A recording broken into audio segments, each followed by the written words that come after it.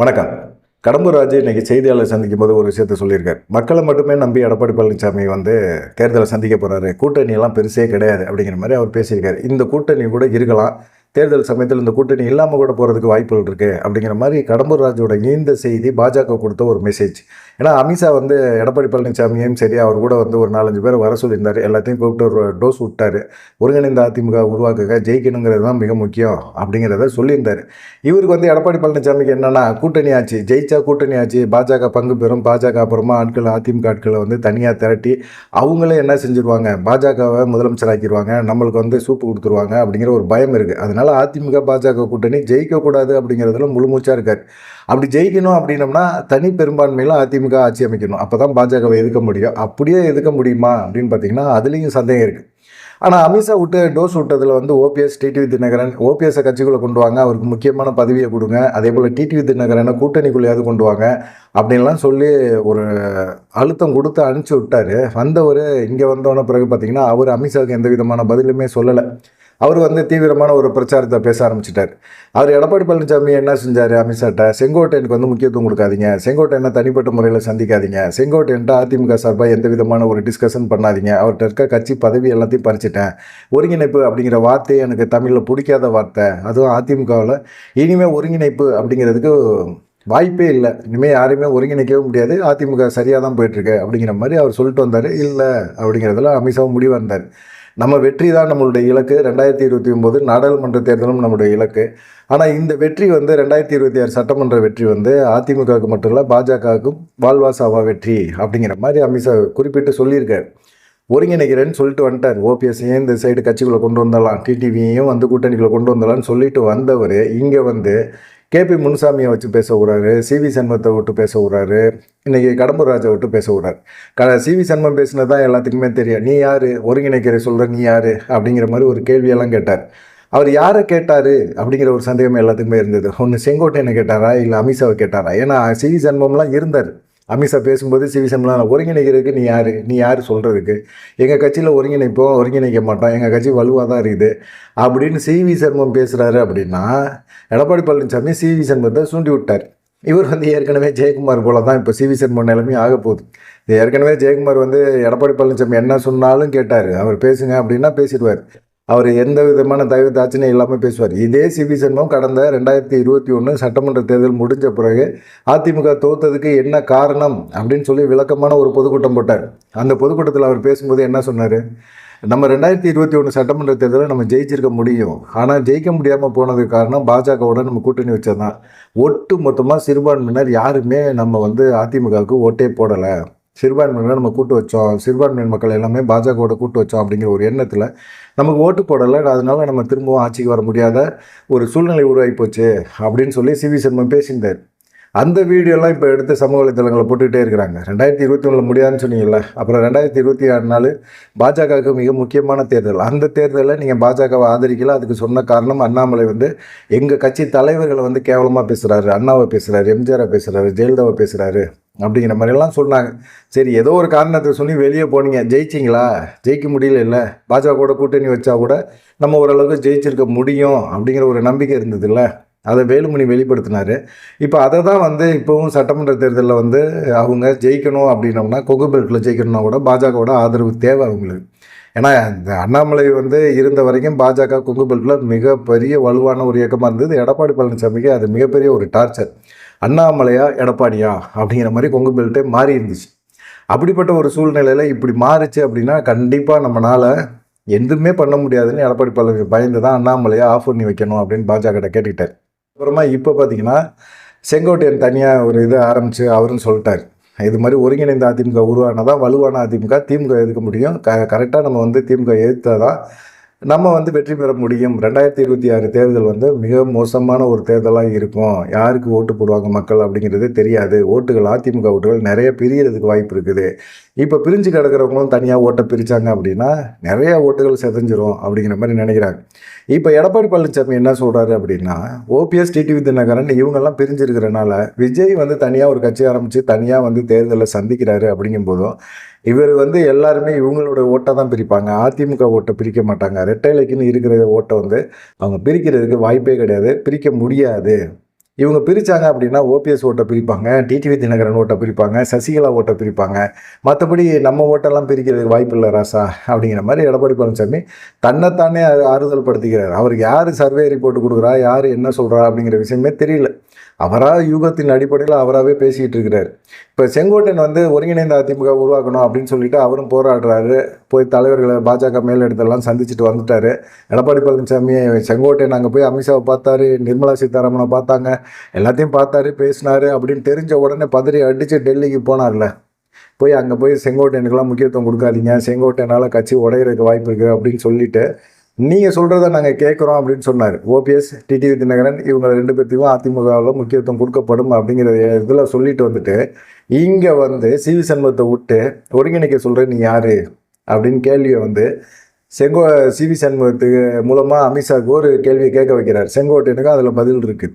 செங்கோட்டையனை வந்து கேபி முனுசாமி என்ன கேட்குறாரு அப்படின்னா, செங்கோட்டையனை வந்து கட்சி உள்ள சீனியர் மூத்த அமைச்சர்கள் நாங்கள் வந்து ஒருங்கிணைந்த அதிமுக உருவாக்கிட்டு தான் இருக்கிறோம். எல்லாருமே விலகி போனவங்க எல்லாருமே என்ன நினைக்கிறாங்க அப்படின்னா, நீங்கள் வாங்க, ஆனால் வரும்போது எடப்பாடி பழனிசாமிகிட்ட மன்னிப்பு கடிதம் எழுதி கொடுத்துட்டு தான் வரணும். செங்கோட்டையனுக்கு அது பொருந்தும். செங்கோட்டையன் வந்து எடப்பாடி பழனிசாமிகிட்ட நான் பேசுனது தப்பு, நான் செஞ்சது தப்பு, ஒருங்கிணைப்புன்னு வார்த்தையை சொன்னது தப்பு, அதனால் வந்து என்னை மன்னிச்சுக்கங்க அப்படின்னு சொல்லி எழுதி கொடுத்துட்டு நீங்கள் வந்து அதிமுகவில் திரும்ப சேர்ந்துக்கலாம், உங்கள் கட்சி பதவி பொறுப்பு எல்லாமே திரும்ப வழங்கப்படும் அப்படின்னு சொல்லி யார் சொல்கிறா?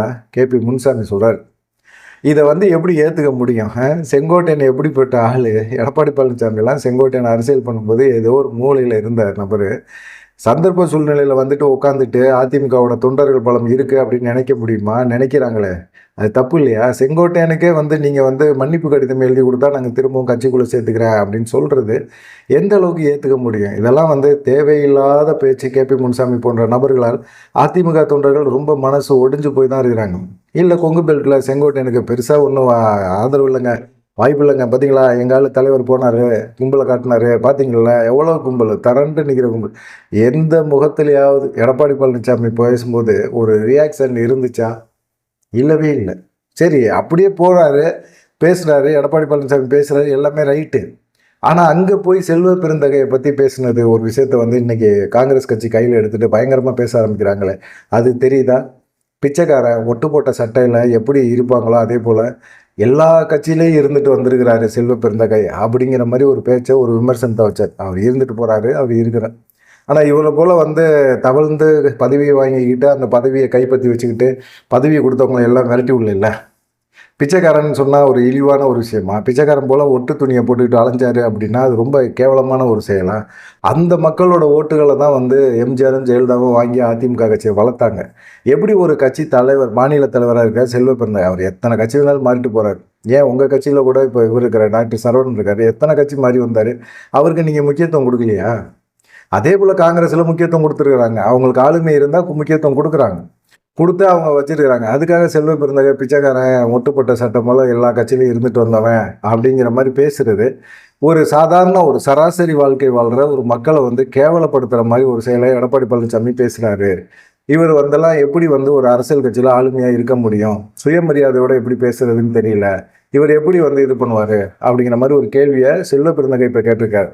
ஏன்னு கேட்டிங்கன்னா, இது வந்து செல்வ பெருந்தகை வந்து பேசுறதுக்கு காரணம் என்னன்னா, காங்கிரஸை வந்து அதிமுக கூட்டணிகளை கொண்டு வர்றதுக்கான முயற்சியை பெருமளவில் நடத்துகிறாரு. முடியல, காங்கிரஸ் வந்து வரமாட்டேங்குது, திமுக விட்டு வரமாட்டேங்குது.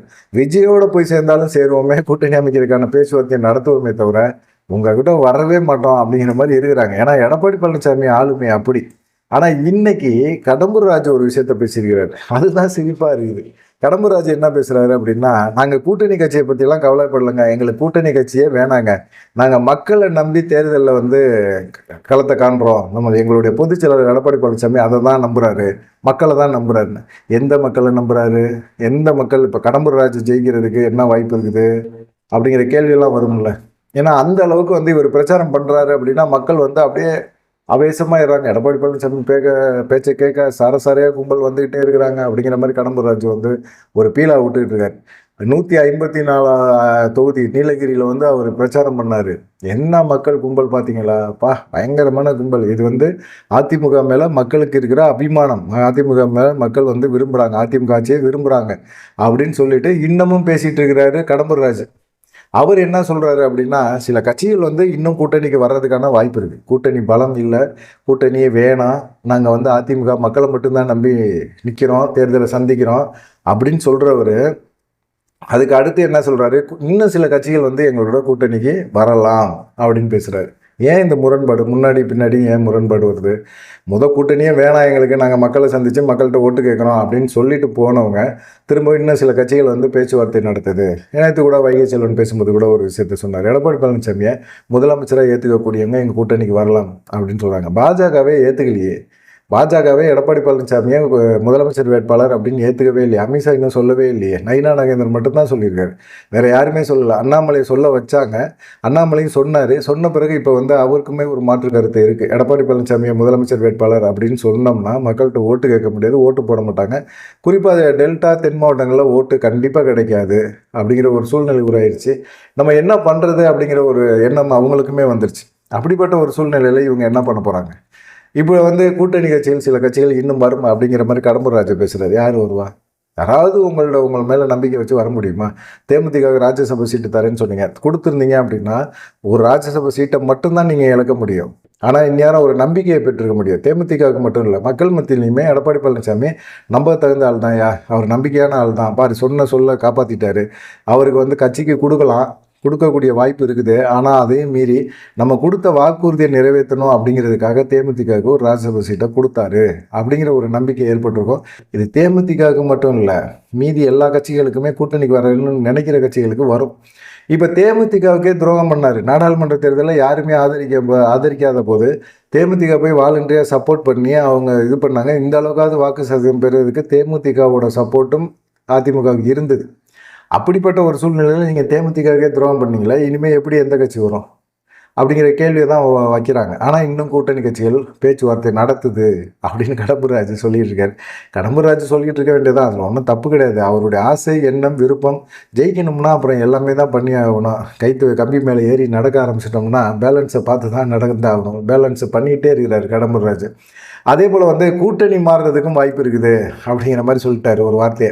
ஏன்னா இன்றைக்கி போடு அமித்ஷா போட்ட போடு அந்த மாதிரி போடு, எல்லாத்தையும் கூப்பிட்டு வச்சு இங்கே வேறு இப்படி தான் நடக்கணும், இன்னும் 7 மாதம் தான் இருக்குது, இந்தந்த வேலையை பார்த்து ஒழுங்காக அதிமுக, பாஜக, இன்னும் வேறு கட்சிகள் கூட்டணி தொடர்பான பேச்சுவார்த்தை அண்ணாமலை வச்சு நான் பேச வைக்கிறேன், பேசி எல்லாம் ஒரு முடிவு எடுப்போம், நீங்கள் டக்குப்புக்குன்னு என்ன செய்றீங்க, ஒருங்கிணைந்த அதிமுக உருவாக்குறீங்க, அவ்வளோதான் அப்படிங்கிற மாதிரி கூப்பிட்டு திட்டி எல்லாத்தையும் அனுப்பிச்சி வச்ச பிறகு இங்கே எடப்பாடி பழனிசாமியை அமித்ஷாவை திட்டதுக்கு முடியல. அதனால் இந்த சிவி சண்முகத்தையும் வச்சு, கடம்பூர் ராஜா வச்சு, கேபி முனுசாமியை வச்சு பேச விட்றதெல்லாம் வந்து இது வந்து கைவந்த கலை எடப்பாடி பழனிசாமிக்கு. ஏன்னா அவர் பேச மாட்டார். கேட்டால் நான் ஆளுமையான தலைவர், நான் தில்லான தலைவர், எல்லாமே பேசுவேன் அப்படிங்கிற மாதிரி பேசுவார். ஆனால் இவரால் ஒன்றுமே செய்ய முடியாது அப்படிங்கிறது எல்லாத்துக்கும் தெரியும். இவர் வந்து இந்த 2ஆம் கட்ட தலைவர்களை வச்சு பேச விடுவார். இதுதான் ஏற்கனவே செஞ்சாங்க. இப்போ பாஜக கூட்டணியிலேருந்து கடைசி நேரத்தில் நாங்கள் வந்து கலண்டு போகிறது கூட வாய்ப்புகள் இருக்குது, எங்கள் உட்கட்சி பிரச்சனையில் அவங்க தலையிடுற மாதிரி இருந்துச்சு அப்படின்னா, இதை மறைமுகமாக தான் கடம்பூர் ராஜு சொல்கிறாரு. உட்கட்சி பிரச்சனைங்கிற ஒரு விஷயத்த மறைமுகமாக தான் பேசுகிறாரு. நாங்கள் விலகிறதுக்கான வாய்ப்புகள் இருக்குது அப்படிங்கிற மாதிரி பேசியிருக்கிறாரு. இதெல்லாம் பார்க்கும்போது இவங்க பாஜகவுக்கு கடைசி நேரத்தில் கல்த்தா கொடுத்துருவாங்க அப்படின்னு தெரியும். இது பாஜகவும் உணர்ந்துருக்கும். பாஜகவுக்குள்ளும் பார்த்தீங்கன்னா அதிமுகவில் சில்பசர்கள் நிறைய பேர் இருக்காங்க. இப்போ வேலுமணி எடப்பாடி பழனிசாமி எங்கே பிரச்சாரத்துக்கு போனாலும் கூட நிற்கிறார்ல, அவர் எடப்பாடி பழனிசாமிக்கு விசுவாசமாக இருக்கிறாரா? இல்லையே. அவர் பாஜகவோட ஸ்லீப்பர் செல் அவர். அப்படிப்பட்ட ஒரு சூழ்நிலையில் அவர் என்ன செய்வார்? அவர் இங்கே என்ன எடப்பாடி பழனிசாமி திட்டம் போடுறாரோ எல்லாத்தையும் பாஜக சொல்வார். ஆனால் எடப்பாடி பழனிசாமி இவங்கள்ட்ட யார்கிட்டையுமே இவர் மனசில் ஓடுற திட்டங்களை வெளிப்படுத்த மாட்டார். இவர் வந்து தனிப்பட்ட முறையில் சில ஆட்களை வச்சு அவர் தனிப்பட்ட முறையில் செயல்படுறாரு அப்படிங்கிறது அவங்களுக்குமே காண்டு இருக்குது. ஆனால் 2026 சட்டமன்ற தேர்தலோட அதிமுகவோட ஆட்டம் க்ளோஸ் அப்படிங்கிறது உறுதியாக அவங்களும் நம்புகிறாங்க. என்ன பண்ண முடியும்? இப்போ செங்கோட்டையன் வந்து ஒருங்கிணைந்த அதிமுக இறங்கணும், இல்லை அதிமுகவுக்குள்ள அவர் கூட ஆதரவாளர் எல்லாத்தையும் காசு கொடுத்து தூக்கியாச்சு, எல்லாமே முடிஞ்சிருச்சு, செங்கோட்டையன் தனிமரம் ஆகிட்டாரு அப்படின்னு நீங்கள் பெருமைப்பட முடியாது. ஏன்னா மக்கள் தான் வந்து ஓட்டு போடணும். செங்கோட்டையனுக்கு ஒரு மதிப்பு மரியாதை கொங்கு பெல்ட்டில் இருக்குது. அந்த மதிப்பு மரியாதையை வச்சு அவர் வந்து கண்டிப்பாக ஒருங்கிணைந்த அதிமுக உருவாக்குறதுக்கு முயற்சி பண்ணுவார், பண்ணணும். அப்போ தான் அதிமுக வெற்றி பெறும். இல்லை அப்படின்னா எடப்பாடியோட அதிமுக அப்படின்னு சொல்லி தனியாக. ஏன்னா இன்றைக்கி பாஜக வந்து ஒரே விஷயந்தான் பண்ணுது. எடப்பாடியோட அதிமுகவை மட்டும்தான் அவங்க கைப்பற்ற முடியும். அதில் தான் ஆதிக்கம் செலுத்த முடியும். அந்த ஓட்டுகளை தான் அவங்க வாங்க முடியும். அந்த ஓட்டுகளை வாங்குறதுக்கான முயற்சியை அவங்க எடுக்கிறாங்க. இது எடப்பாடி பழனிசாமிக்கே நல்லா தெரியும். அவர் மேலே ஊழல் குற்றச்சாட்டு, புகார்கள் எல்லாமே அவங்க உறவினர் முதற்கொண்டு எல்லாத்து மேலே இருக்குது. அப்படிங்கிறனால அவங்க என்ன நினைக்கிறாங்க அப்படின்னா, இவங்களை யாரையுமே சிறைக்கு அனுப்பக்கூடாது அப்படின்னா, நம்ம கட்சியை அடமானம் வச்சாகணும். கட்சியை வச்சிடலாம். கட்சினால நமக்கு என்ன பிரயோஜனம்? ஒன்றும் பெருசாக ஒன்றும் சம்பாதிக்க போகுது. கட்சினால நமக்கு ஆதாயம் நிறைய இருக்குது. நம்ம சம்பாரித்து வச்சுட்டோம். அந்த சொத்தே போதும் நமக்கு அப்படிங்கிற ஒரு எண்ணத்துக்கு வந்துட்டார் எடப்பாடி பழனிசாமி. இந்த கட்சியை நம்பி அடிமட்ட தொண்டனா வாழ்ந்து எப்பயாவது ஒரு நாள் நல்லது நடக்கும் நமக்கு அப்படின்னு ஜெயலலிதா காலகட்டத்தோடு முடிஞ்சு போச்சு. ஜெயலலிதா யாரை வேணாலும் எப்போ வேணாலும் திடீர்னு ஒரு கவுன்சிலர் ஆக்குவாங்க, திடீர்னு எம்எல்ஏ ஆக்குவாங்க, அமைச்சர் ஆக்குவாங்க, திடீர்னு என்னடா இது இந்த ஆள் அமைச்சர் ஆகிட்டாரா அப்படிங்கிற ஒரு கேள்வி வரும். இன்றைக்கி காசு பணம் உள்ளவன் தான் நிற்கவே முடியும். கோடி கோடியாக இறைச்சாதான் சீட்டு கிடைக்கும். சீட்டு கிடைச்சாலும் ஜெயிக்கிறது கஷ்டம் அப்படிங்கிற ஒரு சூழ்நிலை மாறி போயிடுச்சு அப்படிங்கிற மாதிரி சொல்கிறாங்க. பார்க்கலாம் என்ன நடக்கும் அப்படின்னு சொல்லி. கடம்பூர் ராஜு பேசுனது, கேபி முனுசாமி செங்கோட்டையன் மன்னிப்பு கடிதம் கொடுத்தா சரி அப்படிங்கிற மாதிரி பேசுனது, செல்வர் பெருந்தகை வந்து எடப்பாடி பழனிசாமி மோசமாக விமர்சனம் பண்ணதுக்கு செல்வ பெருந்தகை கொடுத்த கண்டனம் இப்படின்னு சொல்லி எடப்பாடி பழனிசாமிக்கான நெருக்கடிகள் அதிகமாக போயிட்டே இருக்குது. உன்னிப்பாக பாஜகவும் வந்து எடப்பாடி பழனிசாமியை கண்காணிக்கிறாங்க. ஏன்னா எடப்பாடி பழனிசாமியை நம்ப முடியாது, துரோகி அப்படிங்கிறது அவங்களுக்கும் நல்லாவே தெரியும். பார்க்கலாம் என்ன நடக்கும் அப்படின்னு சொல்லி. நீங்கள் என்ன நினைக்கிறீங்க அப்படிங்கிற ஒரு விஷயத்தையும் மறக்காமல் கமெண்ட் பண்ணுங்கள். நன்றி, வணக்கம்.